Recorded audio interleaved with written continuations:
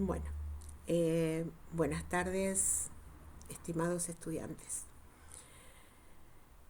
Este encuentro se pensó para incorporar un texto que está en el texto, un texto que está en el texto de Ida Butelman, que se llama Pensando en las instituciones. El capítulo que vamos a hacer referencia es el capítulo número 4, pero previo a introducirnos en este tema puntualmente, voy a hacer un pequeño recorrido para que tenga más significatividad la incorporación de este texto.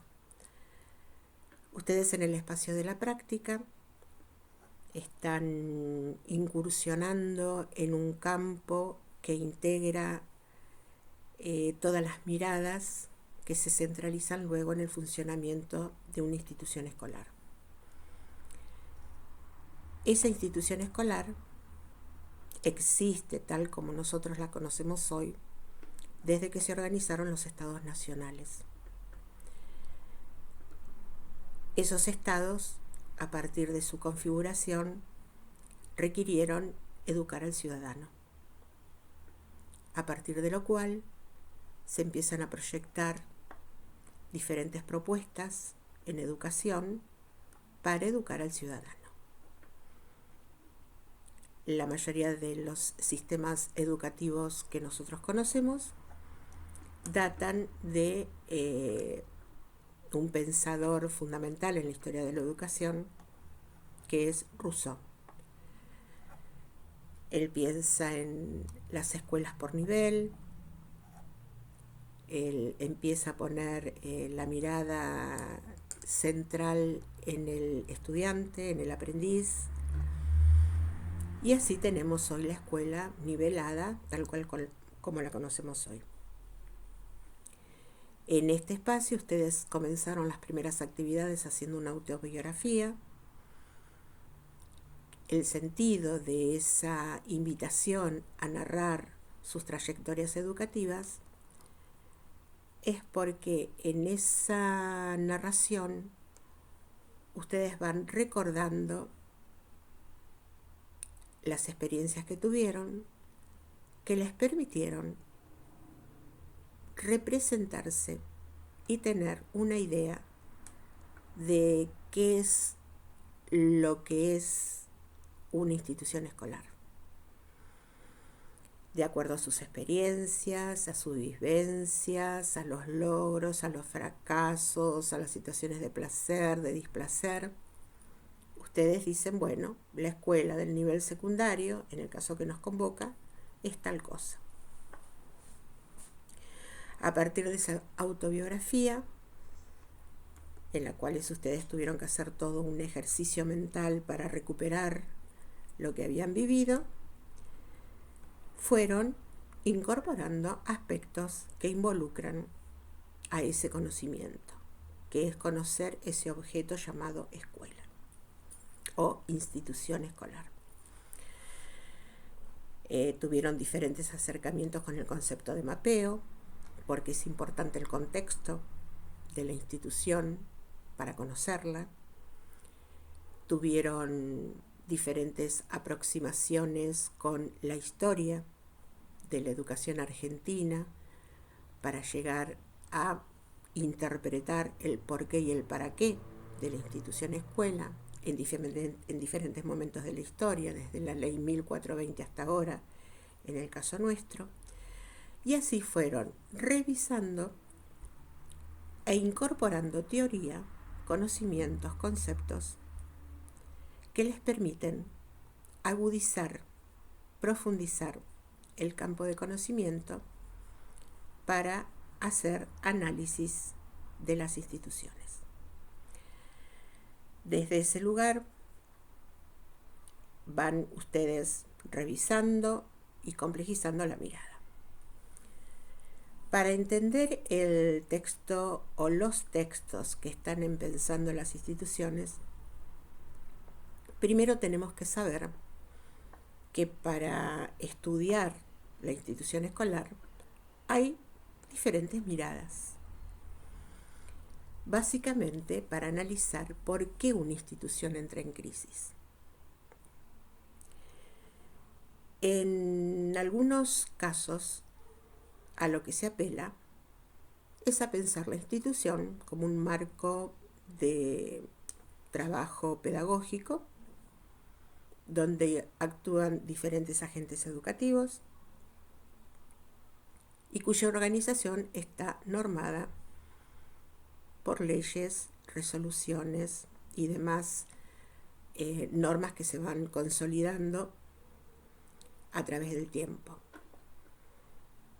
Cuando una institución entra en crisis, se revisa esa normativa y se analiza quién no está cumpliendo la función o el rol que tiene que hacer, se lo corrige y se supone que con esas observaciones la escuela vuelve a funcionar correctamente.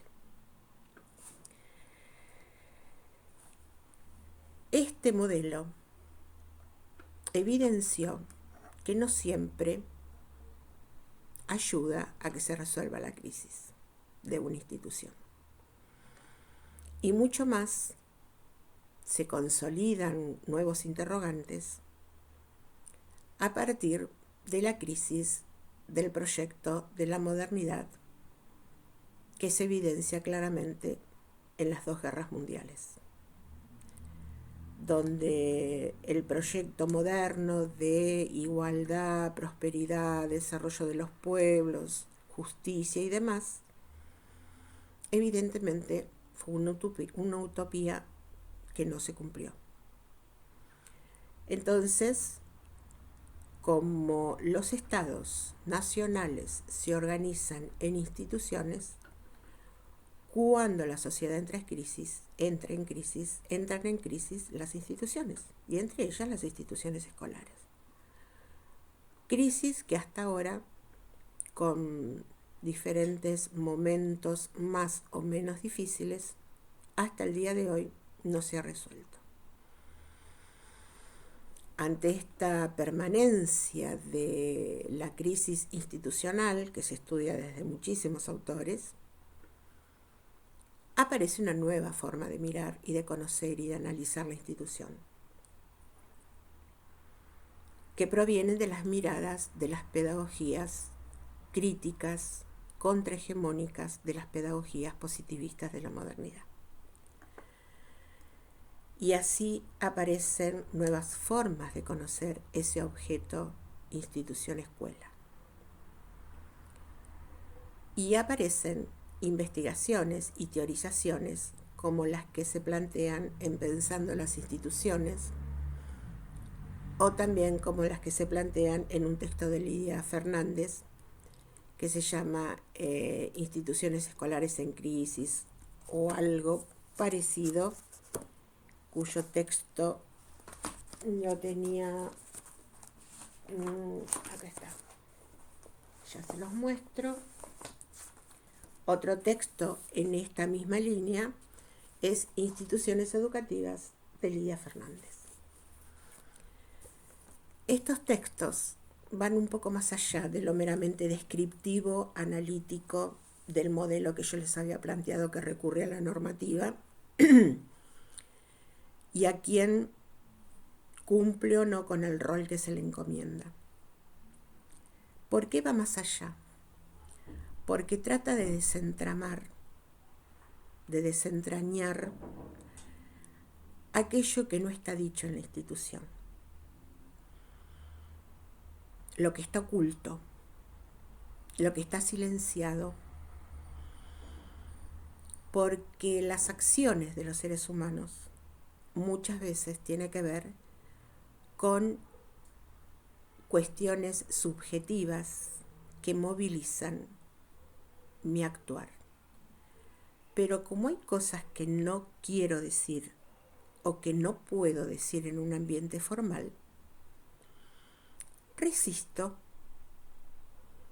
tensiono, contradigo, obturo, o sea, respondo con diferentes actitudes a lo que la institución me está demandando y a lo que yo resisto en aceptar. En vez de recurrir a la normativa y a sancionar en el caso de aquellos que están incumpliendo, en estas investigaciones y en estas orientaciones se busca las causas de ese malestar, la causa de esas crisis, y nos dan elementos para detectar esas causas, esa crisis, y poder tener algunos elementos para superarla. La fundamentación de este giro interpretativo, para darles una punta solamente de interpretación y de explicación, desde la psicología, nos lo da la psicología psicoanalítica. ¿Por qué? Porque el psicoanálisis lo que hace, justamente cuando ustedes estudiaron el famoso tema del yo, del super yo, del ello, etcétera, etcétera, no me puedo meter en ese campo porque no es mi especialidad, pero lo que sí creo que puedo decir como algún tipo de certeza es que nos moviliza desde los primeros momentos de nuestra vida el principio de placer. ¿Por qué? Porque cuando nacemos somos sujetos que requerimos el cuidado de un otro, porque si no morimos. Necesitamos que nos alimenten, que nos cuiden, que nos abriguen. Y esa sensación de bienestar que un ser humano recién nacido siente cuando recibe esos cuidados, quedan en el registro de nuestra subjetividad. Y buscamos, aún adultos, ese bienestar. O sea que actuamos por un principio de placer. Y esto se juega en las instituciones, por más que seamos adultos, o adolescentes, o niños, lo que fuere. Porque cuando no estamos bien en una institución, cuando estamos en ese estado de malestar que es tan característico en las instituciones en crisis, es porque hay algo en nuestro interior que se está resistiendo a lo que está viviendo. Y justamente estas resistencias son las que analizan estos nuevos modelos, en donde es una invitación que les hacemos para leer el capítulo 4 de Lucía Garay, que busca darnos algunas herramientas teóricas para conocer desde este lugar, desde un análisis institucional, los momentos de crisis y cómo analizarlos. El capítulo tiene varios subtítulos y la complejidad en la escritura del capítulo es que Lucía Garay va presentando diferentes temas y va repitiendo y los va retomando en sucesivas partes del capítulo. Entonces es como que ustedes, si lo leen por primera vez, van a decir, pero esto no lo dijo ya, de esto ya habló y ahora lo vuelve a retomar. ¿Y por qué lo vuelve a retomar? Son recursos estilísticos que uno tiene que ir conociendo de quienes escriben, que tienen sus particularidades al escribir y que a veces nos resultan más o menos complejos de interpretarlo. Por eso esta charla, por este acercamiento. Entonces yo les voy a dar una pequeña propuesta para que no lean linealmente el texto. Los textos académicos en general no hay que leernos de principio a final, como primera instancia. Hay que tomarlos y curiosearlos.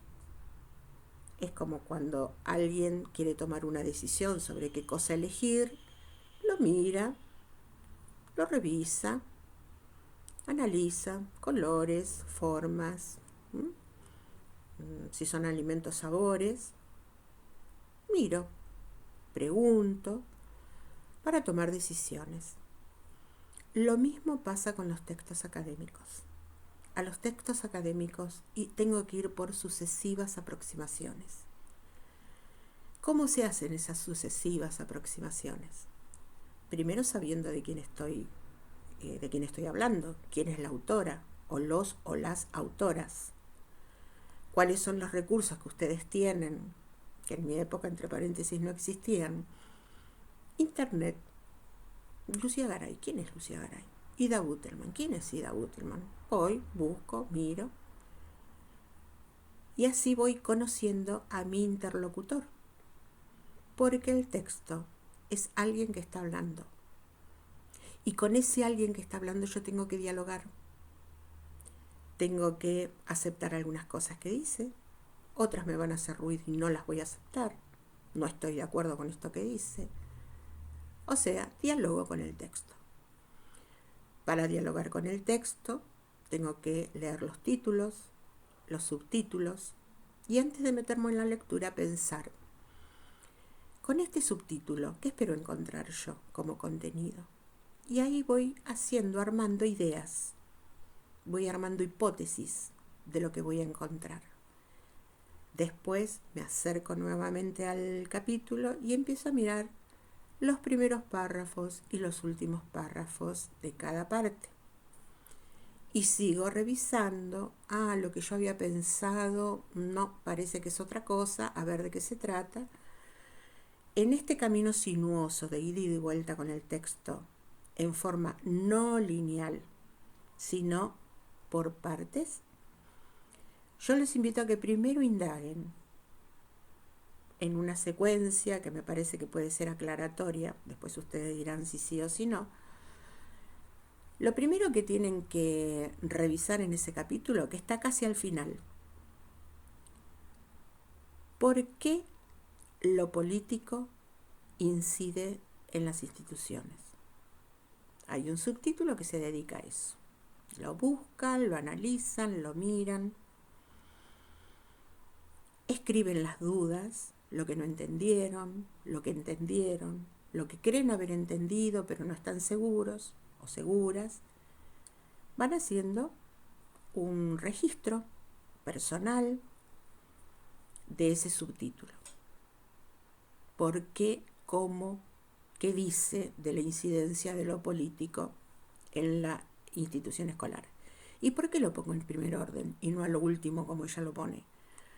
Porque siempre lo político incide en el funcionamiento de las instituciones escolares. Esto es insoslayable, porque la política educativa se consolida, se transmite, se instala a través de las instituciones escolares. Entonces esto es un eje que vertebra todo el trabajo institucional. Después tienen que buscar algún subtítulo que se refiera a cuáles son las dificultades para conocer las instituciones. Ese está al principio. Les voy dando algunas orientaciones. También tienen que preguntarle al texto por qué dice que las escuelas son como laberintos. En otra parte dice, el objeto escuela es contradictorio y paradójico. ¿Por qué contradictorio y por qué paradójico? Se tienen que preguntar. Una pista les doy en cuanto a por qué es contradictorio la escuela. La escuela socializa al ciudadano. ¿Para qué? Para que se pueda insertar en la sociedad con conocimientos que aprendió a través de la enseñanza de los docentes, con conocimientos que le permitan interpretar e insertarse en la sociedad a la cual pertenece y entender el mundo al que pertenece. Entonces ahí el aprendiz tiene que sujetarse tiene que aprender a ser sujeto activo de la sociedad a la que pertenece. Y para ello tiene que renunciar a algunas cosas que le gustaría. A todos nos gustaría hacer lo que se nos ocurra, por un principio de libertad absoluta. Pero también, en este afán de poder convivir con el otro, hay cosas que no puedo hacer. Por eso que está la diferenciación entre el ámbito público y el ámbito privado. Hay cosas que puedo hacer en el ámbito privado que no puedo hacer en el público. Entonces, ahí la escuela tiene como función socializar al ciudadano, pero también tiene la función de dar herramientas cognitivas, valorativas, actitudinales, para que pueda actuar con autonomía y libertad. Bueno, ¿qué hacemos entonces? ¿Educamos para que se sujete a la sociedad o educamos para que sea un ser libre y autónomo? Ahí está la gran contradicción por la cual justamente Freud dice que la educación es imposible, porque es contradictoria en sí misma, junto con otros dos aspectos más. Dice Freud que es imposible, que se los dejo para otros campos del conocimiento. Otra pista para leer este capítulo de Lucía Garay, capítulo número 4 de Pensando las Instituciones. Cómo se devela, cómo se aclara, cómo se busca entender, interpretar y asistir ante las instituciones en momentos de crisis.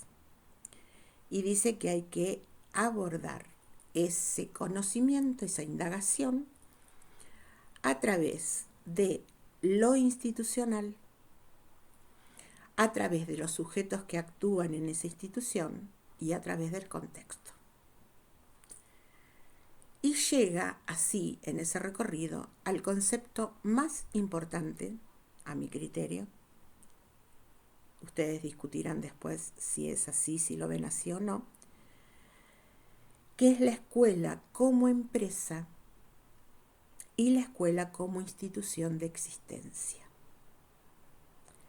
La escuela como empresa es donde el aprendiz es un cliente, donde el conocimiento es una mercancía y donde tiene todo un valor material. Y la escuela como institución de existencia es aquella que no tiene en cuenta lo material, sino qué herramientas da la escuela para que aprendamos a convivir en sociedad, para que podamos tener algunas ideas sobre qué es esto de vivir en armonía en una sociedad con un otro. Esas instituciones de existencia que dan contención, que acompañan, que cuidan, que valoran, que escuchan, que dialogan, esas son instituciones de existencia. Por supuesto, no hay instituciones puras de un modelo o de otro. Todas tienen algo de ambas. El tema está dónde está la mayor acentuación, en lo mercantil o en lo social. Y para ir cerrando, ella plantea que la escuela tiene que ser analizada de acuerdo a estos parámetros que ella plantea para superar los obstáculos que en ella se planteen y para reconfigurar un proyecto institucional que dé cuenta de estos elementos que alimentan la crisis y que deben tener que ser resueltos. Así llegamos a la finalización del capítulo. Vuelvo a insistir, no traten de leerlo linealmente porque puede ser muy aburrido, muy tedioso, muy complejo. Así que vayan yendo y viniendo con estas estrategias de lectura comprensiva de textos académicos, que les va a servir incluso para cualquier texto académico. Ustedes están atravesando una experiencia educativa en donde tienen mucha bibliografía para leer y prácticamente es imposible leerla de principio a final en su totalidad. Por lo tanto, hay otro tema también que es interesante de descubrir en los textos cuando encuentran conectores que marcan la síntesis de algo. Sintetizando, concluyendo, resumiendo, conclusión final, esos conectores que indican acá está diciéndome o está tratando de cerrar con un concepto que viene desarrollando. Eso es importante detectarlo también y detenerse primero en esos ejes conceptuales. Después hay un montón de cuestiones que tienen que aprender a interpretar en los textos, los entrecomillados, las citaciones de otros autores, las letras en negrita, en fin, los paréntesis, los pies de página, que a veces los pies de página son mucho más interesantes que el texto en sí, suele pasar. Así que todas esas son herramientas que ustedes, más allá del texto puntualmente que les estoy invitando, bueno, es una metáfora, invitación, ¿no? Porque después de todo hay que leerlo. Pero bueno, es más amigable decir que los estoy invitando y no lo que los estoy obligando. Bueno, espero que les haya ayudado esta grabación, que aparentemente bastante extensa, pido perdón. Y bueno, hasta la próxima. Ojalá que tengan una buena experiencia. Chau, chau.